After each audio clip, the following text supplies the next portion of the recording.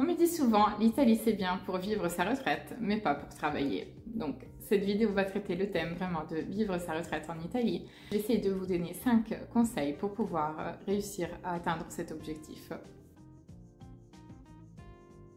Moi je suis Jessica d'Aller en Italie, la première agence qui vous aide à vous expatrier, trouver un emploi, investir ou créer votre activité en Italie.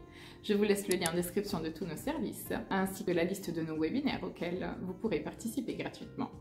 Mais revenons un petit peu à nos conseils. Le premier conseil que je peux vous donner pour préparer votre expatriation en vue de votre retraite en Italie, c'est de vérifier l'état de votre fiscalité. C'est-à-dire qu'il y a un accord de réciprocité entre la France et l'Italie et généralement tous les pays européens francophones, comme par exemple la Belgique, le Luxembourg, qui vous évite normalement la double taxation.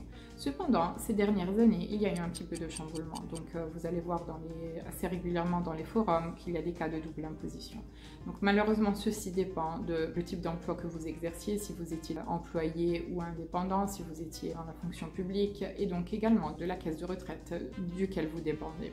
Donc il y a vraiment pas mal de critères à prendre en considération, mais il est important avant de partir de vérifier que vous ne soyez pas sujet à la double imposition. Vous allez voir que partout où vous allez demander, que ce soit en France, en Italie ou dans votre pays, personne ne va savoir vous répondre.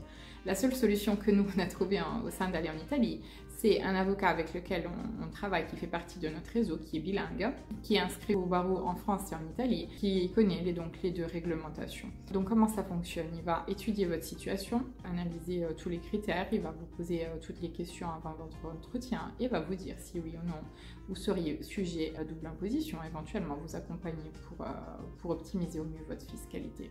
Ça, c'est la première chose à faire car vous allez comprendre. Cela va vous permettre de savoir si oui ou non vous êtes taxé également en Italie sur votre retraite et surtout du coup pouvoir prévoir quel sera votre budget disponible une fois sur place. Donc très très important comme premier point.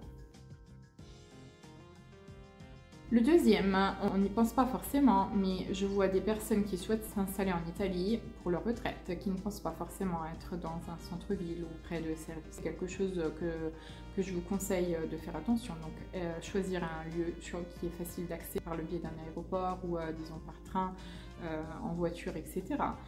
Qui vous permettent éventuellement de rejoindre vos familles à l'étranger si vous en avez envie, mais également de vous déplacer assez régulièrement. L'Italie est très vaste et dans certains lieux assez, disons, isolés, il n'y a pas de service ni de transport. Donc c'est vrai que c'est assez compliqué d'avoir une vie sereine, surtout si on a besoin finalement par exemple, d'avoir accès à des services comme le supermarché, les pharmacies. Avoir tout sur place, c'est vraiment un réel avantage et surtout c'est quelque chose qui va vous permettre de vivre plus sereinement.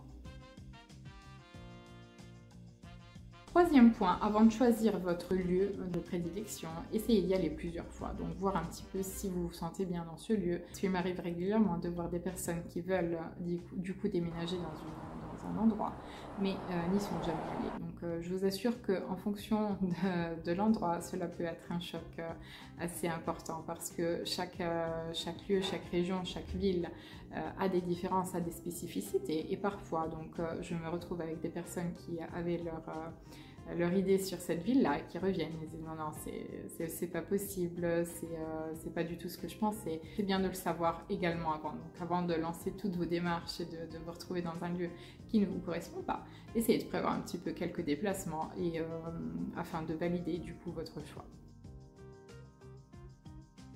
Quatrième point, c'est la santé. Donc avant de partir, il faudra que vous demandiez le formulaire S1, donc qui en gros annonce aux autorités françaises que vous partez à l'étranger. Donc ceci va vous permettre d'accéder aux soins en même titre que les Italiens, ce qui veut dire que vous aurez la possibilité de vous inscrire à l'ASL la plus proche de votre domicile, donc le service sanitaire.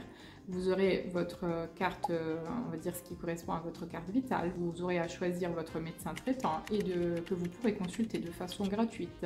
Donc lui vous fera les prescriptions pour les médicaments et du coup les examens. Sachez que dans le public, j'ai fait une vidéo à ce sujet, sur le système sanitaire. Donc dans le public, vous paierez uniquement le ticket. Donc quand vous ferez par exemple, vous avez besoin de faire une radiographie, vous paierez un ticket qui est plus ou moins équivalent à 30 €. Donc vous aurez à payer que ceci. Donc ça vous permet vraiment d'accéder de façon économique au système sanitaire sans avoir besoin de mutuelle.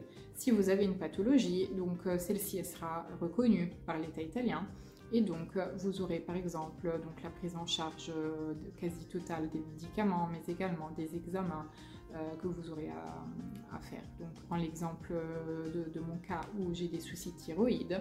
Tout ce qui est, une fois que le médecin traitant a annoncé que j'étais donc porteuse de cette maladie, à partir de là, je n'ai plus payé donc les examens de contrôle par rapport à la thyroïde et mes médicaments. Donc, au lieu de payer la boîte entière de médicaments, je paye 12 € la boîte. Donc, disons ceci sans avoir besoin de mutuelle. Dans certains cas, ça peut être avantageux, mais à voir au cas par cas parce que disons que le système est déjà très fonctionnel comme ça. L'hôpital est gratuit et en Italie, vous avez la possibilité également d'accélérer les temps et d'aller dans le privé. Là, vous avez la possibilité de payer la consultation environ 120-130 € et vous accélérez les temps. Donc vous avez le choix de consulter soit dans le public, où c'est presque gratuit, disons, où les temps peuvent être un petit peu plus longs, soit dans le privé, où disons les temps sont plus courts, mais disons il y a un coût. Donc à voir effectivement en fonction des situations. Nous pouvons également en discuter lors d'un entretien personnalisé d'1 heure, où nous voyons un petit peu toutes les étapes et surtout votre situation un petit peu plus en détail. Dernier point que j'aimerais aborder avec vous, c'est surtout faites-vous accompagner. Si vous ne parlez pas italien et que vous ne savez pas toutes les démarches qu'il faut suivre, n'hésitez pas à vous faire accompagner de façon à ne pas être seul dans cette aventure, mais également d'avoir un support linguistique à tout moment. Donc vous allez voir qu'il y a des particularités sur le marché italien et donc c'est parfois assez complexe de rentrer en communication, en contact avec, disons, l'administration. Donc si vous avez en tout cas quelques doutes, difficultés ou autres, n'hésitez pas à nous contacter de façon à ce qu'on puisse vous soutenir tout au long de votre parcours et faciliter un petit peu votre venue en Italie. Voilà un petit peu ce que je voulais vous dire sur l'expatriation pour la retraite des personnes retraitées en Italie. J'en profite pour vous inviter du coup au prochain webinaire dédié à l'expatriation. Et si vous avez des questions, ou en tout cas vous avez envie de raconter votre histoire d'expatriation en Italie, n'hésitez pas à l'écrire dans les commentaires. Et on se retrouve à la prochaine vidéo. À bientôt!